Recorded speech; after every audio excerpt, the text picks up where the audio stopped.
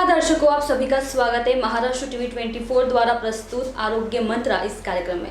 आज हम बात करने जा रहे हैं नागपुर शहर के orange city hospital and research institute में प्रैक्टिस कर रहे डॉक्टर समीक्षा दुबे जी से, जो एक कैंसर स्पेशलिस्ट है। डॉक्टर समीक्षा ने उनका MBBS doctor DY Patil medical college Pune से पूरा किया।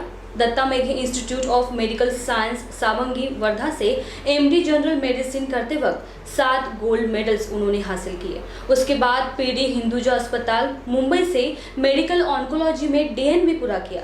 इसके अलावा उन्हें European society of medical oncology से प्रमाणित किया गया है। डॉक्टर सुरेश आडवाणी के साथ 1 साल तक काम किया है और वह पिछले 3 वर्षों से नानावटी सुपर स्पेशलिटी अस्पताल मुंबई में एक सलाहकार चिकित्सा ऑन्कोलॉजिस्ट कर रही है। डॉक्टर समीक्षा ने बुजुर्ग रोगियों में स्तन कैंसर, इम्यूनोथेरेपी और कैंसर देखभाल में विशेषज्ञता के लिए पाठ्यक्रम किए हैं। महिलाओं से संबंधित कैंसर में उनकी विशेष रुचि है।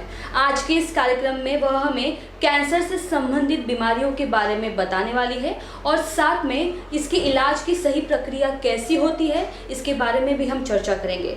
डॉक्टर समीक्षा, आपका बहुत बहुत स्वागत है आज के आरोग्य मंत्रा इस कार्यक्रम में। मेरा पहला सवाल ये है कि आपके पास ऐसे अनगिनत पेशेंट्स आते होंगे जो आपको पूछते होंगे कि कैंसर क्या होता है, किस कारणों की वजह से कैंसर होता है, क्योंकि आप एक कैंसर स्पेशलिस्ट है। तो मेरा भी वही सवाल है कि कैंसर क्या होता है और कैंसर कितने प्रकार के होते हैं? कैंसर जो है हमारे शरीर में अगर कहीं नॉर्मल जो बॉडी सेल होते हैं वो एक समय तक बनते हैं और उसके बाद ख़त्म हो जाते हैं, पर अगर एबनॉर्मली वो बनने लगते हैं और बनते चले जाते हैं जिसकी कोई लिमिट नहीं होती, तो फिर वो चीज़ में कैंसर डेवलप हो जाता है। तो कैंसर किस प्रकार के होते हैं? बेसिकली हम लोग 2 तरह से डिवाइड करते हैं कैंसर को। एक होता है सॉलिड, जो हमारे बेसिक ऑर्गन में होता है, जैसे स्तन हो गया या ओवरी हो गई या पेट है, इस तरीके का। और एक होता है लिक्विड कैंसर, जिसको हम कॉमन लैंग्वेज में ब्लड कैंसर बोलते हैं, जो इसके अंदर भी काफ़ी सारे ल्यूकीमियाज, लिम्फोमाज और माइलोमाज हम इस तरीके से डिवाइड करके बता सकते हैं। तो क्या कैंसर में मुक्तता ये इलाज करने से संभव होता है? बिल्कुल। कैंसर आज के टाइम में एक पहले हम जैसे बोलते थे लाइलाज बीमारी है, आज वैसा नहीं है। कैंसर से पूरे तरीके से क्योर होना या मुक्तता पाना आज बिल्कुल संभव है, पर उसके लिए पेशेंट को, रोगी को समय पर सामने आना, समय पर इलाज करवाना और जो सही इलाज जानने वाले लोग हैं, जो जैसा समझाया जाता है वैसा पूरी तरह से इलाज करना, ये चीज़ ज़रूरी है। अगर करते हैं तो बहुत अच्छे चांसेस होते हैं कि कैंसर पूरी तरीके से ठीक हो सकता है। ऐसे सुनने में आता है कि महिलाओं में ज़्यादातर की कैंसर बीमारियां हो रही है, तो महिलाओं में सामान्य प्रकार के कैंसर मतलब कैसे होते हैं, उनके लक्षण क्या होते हैं? महिलाओं से संबंधित कैंसर जब हम बात करते हैं तो हम मुख्यतः 4 तरीके के कैंसर्स की बात करते हैं। पहला तो है स्तन कैंसर, जो सबसे ज़्यादा कॉमन है। दूसरा हमारे ओवरी कैंसर, जिसको हम अंडाशय का कैंसर बोल सकते हैं हिंदी में। तीसरा है यूट्रस कैंसर या गर्भाशय कैंसर। और लास्ट सर्वाइकल कैंसर या गर्भग्रीवा कैंसर कहलाता है। ये 4 मेन तरीके के कैंसर हैं जिसमें हम औरतों से रिलेट करते हैं। सबसे कॉमन जो है ब्रेस्ट कैंसर है या स्तन कैंसर है। उसके सामान्य लक्षण होते हैं गठान, स्तन में कोई भी गांठ मिलना। 90% महिलाएं वो गांठ के साथ ही प्रेजेंट करती हैं। उसमें 2 चीज़ें उसके बारे में बताने लायक हैं। पहली चीज़ तो ये कि वो थोड़ी सख्त होती है, कड़क होती है, और दूसरी उसमें दर्द नहीं होता है। क्योंकि दर्द नहीं होता, कोई तकलीफ़ नहीं देती, इसलिए महिलाएं जल्दी आती नहीं है आगे कि जब तकलीफ़ नहीं हो रही तो फिर क्यों जाना एक्सट्रीम तकलीफ जब तक नहीं हो रही तब तक जाने की ज़रूरत नहीं है। बट अगर उसी स्टेज में सामने आ जाती हैं तो वो पूरी तरीके से क्योरेबल होता है। ओवरी, यूट्रस या सर्विक्स, ये सभी कैंसर के जो सिम्टम हैं थोड़े से नॉन स्पेसिफिक हैं, मतलब पेट का फूल जाना या भूख कम लगना, वो सारी समस्याएं हम और बहुत सारे रोगों में देख लेते हैं। इसके लिए शायद हम कॉमनली सबसे पहले हमारे दिमाग में कैंसर नहीं आता कि ये उस वजह से हो रहा है, बट ये नॉन स्पेसिफिक सिम्टम भी कैंसर से हो सकते हैं।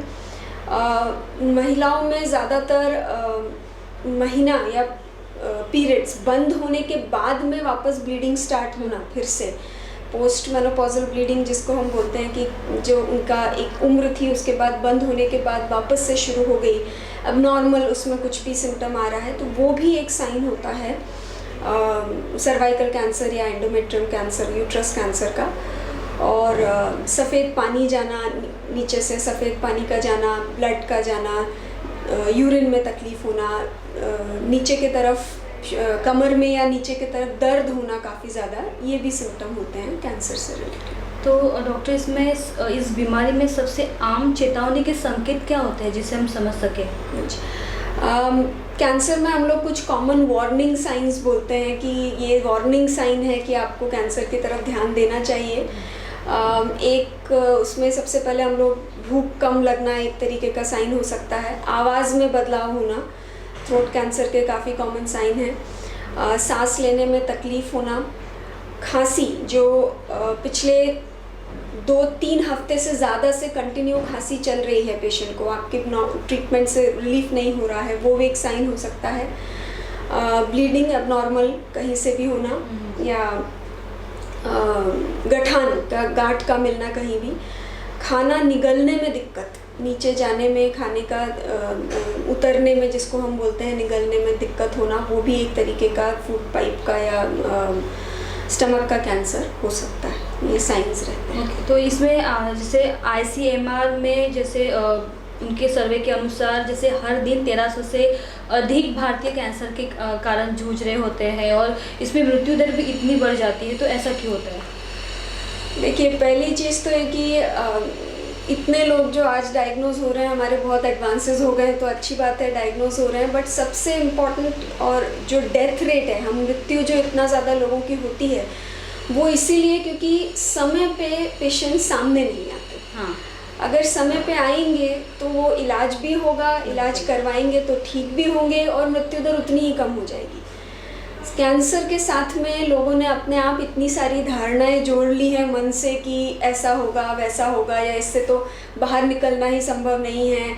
हमारे घर के आसपास के लोग, सगे संबंधी, दुनिया भर के इतने सारे मिथ्स हमारे दिमाग में डाल देते हैं कि दर्द होगा, तकलीफ होगी इलाज से, तो वो कुछ डर के मारे और कुछ इग्नोरेंस में कि जिनको जानकारी नहीं है सामने नहीं आते हैं। अगर टाइम पे सामने आए, अगर इलाज करवाएं तो बिल्कुल ठीक हो सकते हैं। उसी वजह से मृत्यु दर, जब हम लेट प्रेजेंट करते हैं, लेट स्टेज पे आते हैं, तो हम भी बहुत कुछ नहीं कर पाते, पेशेंट की स्थिति नहीं होती है ऐसी कि बहुत कम हो जाते हैं, तो फिर उसको हम वैसे ब्लेम करने लगते हैं कि कैंसर की वजह से डेथ हो रही है। तो ऐसे में इसके निदान के लिए कोई सर्वेक्षण किया जाता है क्या? कैंसर की जो जांचें होती हैं कैंसर को प्रूव करने के लिए कि ये है, उसके लिए हम 2-3 तरह की जांच करते हैं। कुछ ब्लड के टेस्ट्स होते हैं, वो ब्लड के टेस्ट से हमेशा हर तरह का कैंसर प्रूव नहीं हो सकता है। दूसरी चीज़ कुछ इमेजिंग होती है, मतलब CT स्कैन, MRI या आजकल PET CT स्कैन होता है जो फुल बॉडी स्कैन्स हैं, ये कुछ स्कैन ज़रूरी होते हैं करवाने के लिए। और तीसरी चीज़ होती है बायोप्सी। बायोप्सी मतलब छोटे से टुकड़े की जांच करना, जहां अगर हमको किसी स्कैन में कोई ट्यूमर का मास या गठान डाउटफुल दिख रहा है तो उसका हल्का सा एक टुकड़े का निकाल के जांच करना, उसको बायोप्सी कहते हैं। इसके बारे में ज़रूर लोगों को लगता है कि वो गठान को हम छेड़ देंगे तो वो ट्यूमर फैल जाएगा, पर ऐसा बिल्कुल नहीं है। जब तक आप उस गठान की जांच नहीं करेंगे, बायोप्सी नहीं करवाएंगे, टुकड़े को चेक करके नहीं लेंगे, तब तक कैंसर है ये कोई प्रूव नहीं कर सकता, और प्रूव नहीं कर सकता तो इलाज नहीं कर सकता। तो जैसे डॉक्टर, आमतौर पे मरीज़ पूछते होंगे कि मतलब ये कैंसर क्यों होता है, इसके क्या कारण होते हैं, तब आप उनका समाधान कैसे करती हैं? देखिए, कुछ फैक्टर्स जो हैं हम जानते हैं कि कैंसर से रिलेटेड हैं, जैसे सिगरेट पीना या तंबाकू का सेवन करना, तो ये चीज़ों से हम जानते हैं कि कैंसर होने के चांसेस बढ़ जाते हैं। अगर ऐसा कोई फैक्टर है तो पहले तो हम वो बता सकते हैं कि शायद इस वजह से है और आपको उसको बंद करना पड़ेगा। अगर हम एकदम सेलुलर लेवल पे, बेसिक लेवल पे जाके देखें तो हमारी शरीर के अंदर चेंजेस होते हैं। वो चेंजेस एनवायरनमेंट से हो रहे हैं, वो बदलाव आपके सराउंडिंग से हो रहे हैं, या आप जीन्स में हैं, आपकी फैमिली से आपको पास हो रहा है नीचे, ये एग्जैक्टली बता पाना तो मुश्किल होता है। बट इस तरह के काफ़ी सारे फैक्टर्स मिला के कैंसर का डेवलपमेंट यूजुअली होता है। एग्जैक्टली पिन पॉइंट कर पाना कि ये कारण है ये कैंसर होने का, वो संभव नहीं होता है। यूजुअली मैं पेशेंट को फिर ये बोलती हूँ कि उस चीज़ पे कि ये क्यों हुआ, उस पर बैठे रहने की बजाय आगे आप क्या कर सकते हैं उस पर ज़्यादा ध्यान देंगे तो बेहतर रहेगा। तो इसमें कैंसर के उपचार में उपयोग में लाने वाली जो उपचार पद्धति है वो क्या है, और इसके बारे में एक संक्षिप्त जानकारी क्या मिल सकती है? कैंसर के इलाज में 3 तरीके की फील्ड्स होती हैं जो काम में आती हैं। पहला चीज़ हम जिसको बोलते हैं सर्जिकल ऑन्कोलॉजी, मतलब कैंसर के लिए जो ऑपरेशन सर्जरी की जाती हैं वो।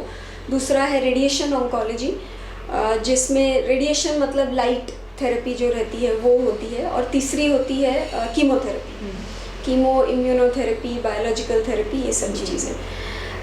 सर्जरी सिंपल है समझने में भी कि कैंसर के लिए जो ऑपरेशन किए जाते हैं वो अलग तरह के होते हैं, तो कैंसर के लिए जो ऑपरेशन किए जाते हैं वो उसमें आते हैं। रेडिएशन मतलब लाइट बेसिकली होता है, जो हम कॉमनली पेशेंट को समझाने के लिए जो यूज़ करते हैं। जैसे आप सीटी स्कैन के लिए जाते हैं, सीटी स्कैन का एक तरह का मशीन होता है, उसमें अंदर लेटाया जाता है और आपको कुछ रेज दे के स्कैन किया जाता है। रेडिएशन बिल्कुल वैसे ही होता है, कोई पेन नहीं होता है, कुछ नहीं होता है। मतलब पेन रिलीफ वाला जो है ये पेन वाला जो पेशेंट को डर है वैसा बिल्कुल नहीं होता है। और कीमोथेरेपी से लोगों को बहुत सारे मिथ्स हैं और बहुत डर लगता है। एकदम सिंपल भाषा में बोलूँ तो सलाइन में डाल के इंजेक्शन को कीमोथेरेपी बोलते हैं। तो ऐसा सुनने को मिलता है कि कीमोथेरेपी की वजह से बहुत से पेशेंट्स जो है उनकी मौत हो जाती है। ये जो एक पहला मिथ यही सुनने को मिलता है। तो आप मतलब वही बताइए कि मिथ ना होते कि बस इस ट्रीटमेंट का एक हिस्सा है और बहुत आसानी से होता है। कीमोथेरेपी अलग से इसलिए बोला जाता है क्योंकि कीमोथेरेपी देने की एक पद्धति होती है। मतलब आप कोई भी इंजेक्शन कोई भी डाल के कोई भी डॉक्टर नहीं दे सकता है कीमोथेरेपी। उसको देने का एक तरीका होता है, उसके आपको कितना डोज जाएगा, आपको कौन सी कीमोथेरेपी की साइकिल लगेगी, कितनी लगेगी, किस हिसाब से लगेगी, इसको जानकारी लेने वाले, जैसे मैं ऑन्कोलॉजिस्ट हूँ तो वो जानकारी रखने वाले लोग अगर आपको देते हैं तो आपके शरीर को कितना सूट होगा उतना ही दिया जाता है। तो उसकी वजह से मृत्यु होना ऐसा ज़रूरी नहीं है। दूसरा मिथ एक बाल जाने का होता है कि सभी कीमोथेरेपी से बाल जाते हैं, ऐसा बिल्कुल नहीं है। सारी कीमोथेरेपी से बाल नहीं जाते हैं, कुछ दवाइयों से जाते हैं, कुछ से नहीं। एक लोगों को लगता है कि बहुत गर्मी होती है शरीर में, बहुत उष्णता आती है जिसको बोलते हैं, बहुत गर्म होता है, ऐसा कुछ नहीं है। कीमोथेरेपी देते समय दर्द होता है, आप चढ़ाएंगे तो पेशेंट को तकलीफ़ होगी। सिंपल चीज़ अगर मैं ना बताऊं किसी पेशेंट को कि आपको कीमो का इंजेक्शन लग रहा है और मैंने लगा दिया तो आपको मालूम ही नहीं पड़ेगा बिल्कुल कीमो का इंजेक्शन लग रहा है, उसमें कोई दर्द नहीं। अगर पहले ही बता दो पेशेंट को कि ये लगने वाला है तो पहले ही वो डर जाते हैं, उसकी वजह से वो इस सारी चीज़ों को जो निगेटिव वे में ले लेते हैं। तो डॉक्टर, हमने पहले जैसे कैंसर से मुक्तता के बारे में डिस्कस किया, तो अभी कैंसर से बचाव किस तरह से संभव है? कैंसर से बचाव एक तो इस तरह से है कि जो चीज़ें जो हम जानते हैं कि कैंसर कर सकती हैं, तम्बाकू या सिगरेट वो या हेल्थ की लाइफस्टाइल, तो वो चीज़ों से बचाव आपके लिए सबसे इम्पोर्टेंट है। दूसरा आपकी जो लाइफस्टाइल है आज के टाइम में, वो लाइफस्टाइल मतलब कंट्रोल्ड या अच्छी होनी चाहिए। आपका डेली एक्सरसाइज वगैरह करना, फ्रूट्स वगैरह लेना, इस तरीके की चीज़ें। और लास्ट एक कैंसर में यूजुअली आज हम सभी लोग वैक्सीन के बारे में बहुत अच्छे से जान गए, कोविड वैक्सीन को लेके। तो सर्वाइकल कैंसर के लिए वैक्सीन उपलब्ध है जो अगर एक टाइम पे दी जाए तो औरतों में सर्वाइकल कैंसर होने का चांस 95% कम हो सकता है। तो एक अगर हम किसी एक कैंसर के लिए वैक्सीनेट कर सकते हैं तो बिल्कुल हमें करना चाहिए और ये औरतों के लिए ज़्यादा अच्छा है। तो इसमें महिलाओं से जुड़े कैंसर से संबंधित जो समस्या रहती है उसके और मुद्दे क्या हो सकते हैं, इसके सामान्य मुद्दे क्या होते हैं? महिलाओं से रिलेटेड कैंसर में सबसे समस्याजनक जो बात रहती है वो ये कि महिलाएं आगे नहीं आती। वो हमारे रिप्रोडक्टिव सिस्टम या हमारी शरीर के ऐसे हिस्सों से रिलेटेड है जिसके लिए आज भी समाज में ओपन होके बात करना महिलाओं के लिए पॉसिबल नहीं। बिल्कुल। वो आज भी लोग उसको शर्म से जोड़ते हैं, आज भी लोग क्या कहेंगे वो सोचते हैं, क्या सोचेंगे। तो ये चीज़ें रहती हैं, इसकी वजह से लेडीज़ आगे ही नहीं आती बताने के लिए। नहीं आती तो वो जब तक आती है तब तक वो डिजीज़ बहुत एडवांस हो चुका होता है। सबसे बड़ी समस्या तो ये है कि आज अगर हम बात कर सके ओपनली, आज अगर औरतें सामने आके बता सके ये चीज़ कि हमें ये तकलीफ़ हो रही है, वो हमारे लिए सबसे बड़ा इम्प्रूवमेंट होगा, सबसे बड़ा अचीवमेंट होगा आज के टाइम में। एक वो चीज़ रहती है। महिलाओं में बहुत सारे और डर रहते हैं कि मेरे बाल जाएंगे तो दुनिया को पता चल जाएगा, उन लोगों को क्या लगेगा, इस तरीके की चीज़ें। वो आपसे और आपके इलाज से बड़ा नहीं है। बाल वापस भी आ जाएंगे, बाल जाना परमानेंट नहीं होता है। अगर कीमो से बाल गए तो बाल वापस भी आ जाते हैं। वो एक चीज़ नहीं होनी चाहिए सोचने में। और सबसे इम्पोर्टेंट, आज भी हमारे घर की औरतें, मैं इंक्लूडेड, हम लोग हमारी फैमिली के बारे में पहले सोचते हैं। बिल्कुल। हमसे ज़्यादा हमेशा फैमिली रहती है। हमको ये लगता है कि अगर मैं डॉक्टर के पास मुझे डॉक्टर के पास ले जाने के लिए मेरे घर के किसी को आना पड़ेगा साथ में, उनका समय जाएगा, या मुझ पर मनी लग रहा है या पैसा खर्चा हो रहा है। बट महिलाओं को सबसे इम्पोर्टेंट चीज़ जो समझने की होनी चाहिए कि आप आपके परिवार के सूत्रधार हैं। अगर आप ठीक रहेंगे तो पूरा परिवार अपने आप ठीक रहेगा। अगर आपको कुछ तकलीफ हो रही है तो जल्दी बता देंगे तो उतना ही जल्दी आप आगे भी बढ़ पाएंगे इलाज में। बिल्कुल। और डॉक्टर, ये जो वृद्धावस्था में ऑन्कोलॉजी और बुजुर्गों में जो कैंसर देखभाल, ये क्या होता है? और ये सामान्य कैंसर से कैंसर देखभाल का ये मतलब किस प्रकार का होता है? नॉर्मली हम लोग कैंसर को बुज़ुर्गों से ही एसोसिएट करते हैं कि बुज़ुर्गों में ही कैंसर होता है, ऐसा है। पर एक जीरियाट्रिक ऑन्कोलॉजी, जो वृद्धावस्था में कैंसर की जो ट्रीटमेंट देने की पद्धति है, वो अलग है। हम लोगों के पास आज अगर 60-65 वर्ष की उम्र के ऊपर कोई आता है, पेशेंट आता है कैंसर का लेके, तो उनका परिवार भी ये मान चुका होता है और आधे से ज़्यादा डॉक्टर्स भी ये मान चुके होते हैं कि अब कुछ नहीं कर सकते, क्योंकि उनकी उम्र इतनी है, ना वो इलाज ले पाएंगे, ना वो झेल पाएंगे, इस तरीके की बात।